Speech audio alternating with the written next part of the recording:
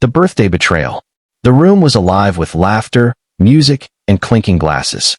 Balloons swayed above my head, and the cake glowed under the soft golden lights. This was supposed to be my birthday, my celebration. I looked across the room at my wife, smiling, seemingly radiant in her party dress. Then my eyes caught her, laughing at something her boss whispered in her ear. I froze. The moment stretched like a knife through my chest. That look on her face, it wasn't just flirtation. It was betrayal.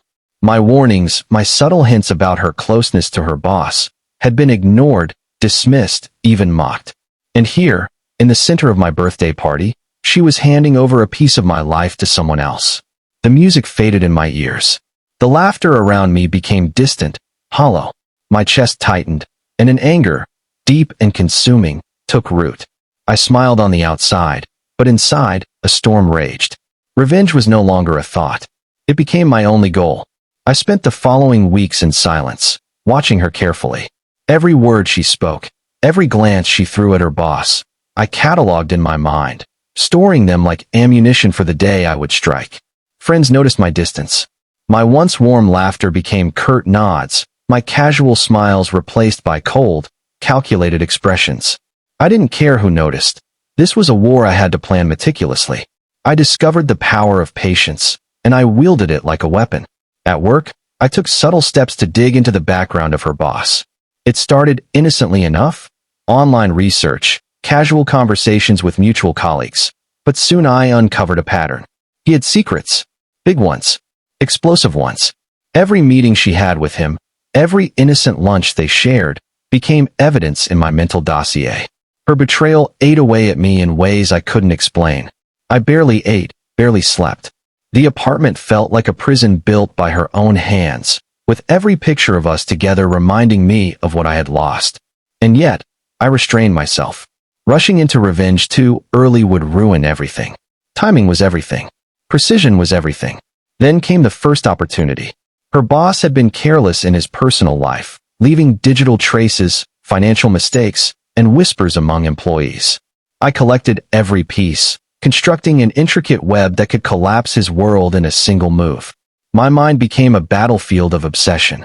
Some nights, I imagined her begging for mercy, realizing too late the consequences of ignoring my warnings. That image alone fueled me to keep going. I invited her out under the pretense of a romantic evening, a trap in plain sight. She laughed, blissfully unaware, believing I had forgiven her birthday betrayal. Little did she know, the pieces of her life, carefully dissected and stored, were ready to strike at any moment. By the end of the first chapter, my revenge was no longer just a plan. It had become an extension of me. It lived in every thought, every decision. The woman who once shared my life had unknowingly signed a contract with fate, one I would execute with precision. Months passed. Every day, I moved my chess pieces silently, manipulating situations so that her boss appeared competent while secretly destabilizing him. I watched with a cold satisfaction as he made small, unnoticeable mistakes at work, while she defended him, blind to the cracks I had planted. The hardest part wasn't in action, but in restraint. I had to play the long game, letting the tension build like a dam ready to burst. Each careless word she spoke to him, each unguarded moment, fed the fire. I began leaving small hints in her life, subtle reminders that I knew more than I let on. A missed payment here, a leaked conversation there, nothing that could trace back to me, yet enough to unsettle her. At home, she remained blissfully unaware. I smiled, nodded, and carried on, pretending life had returned to normal. But inside, I was a predator, watching, waiting. I was patient because I wanted the ultimate collapse. The moment of reckoning would be spectacular, a lesson in consequences. Then, finally, a mistake. Her boss overstepped, confident that she would protect him. That arrogance became his undoing. I collected the final pieces of evidence: embezzlement, betrayal, hidden debts. I sent them to the right people, crafted a narrative so airtight that there would be no way out. She finally realized something was wrong the day her world began to crumble. Panic flickered in her eyes, the same eyes that had ignored my warnings. I stood in the shadows, silent, letting the chaos play out. She tried to plead, tried to defend him, but the walls I built were unbreakable.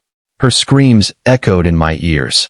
not out of pity but for the sweet satisfaction of seeing justice, brutal and deserved, unfold. By the end of Chapter 2, her carefully constructed life was unraveling, piece by piece, and I was the silent architect of her downfall. The day came when I confronted her. It wasn't in anger or sorrow. It was in cold, calculated satisfaction. I walked into the room she had once thought safe, the same one where she laughed at my birthday humiliation, and I let her see the wreckage. Her boss had been fired, humiliated, and publicly exposed. Her colleagues had learned the truth.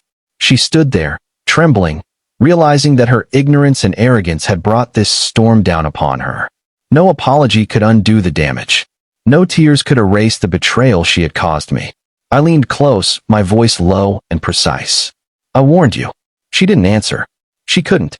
The life she had built on lies, the comfort she had taken for granted, had been stripped away, piece by piece. And I had orchestrated every moment. I walked away, not out of forgiveness, but out of finality.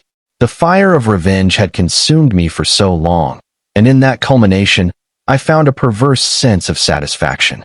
She had learned, too late, that betrayal carries a price, and some lessons cannot be softened. Even as I walked out, I knew the cost of revenge. It had eaten at my soul, hardened my heart, and transformed me. But I had won. And sometimes, winning is the only justice that exists. Moral of the story. Betrayal left unchecked invites destruction. Revenge may satisfy the fire within, but it consumes everything it touches, including the avenger.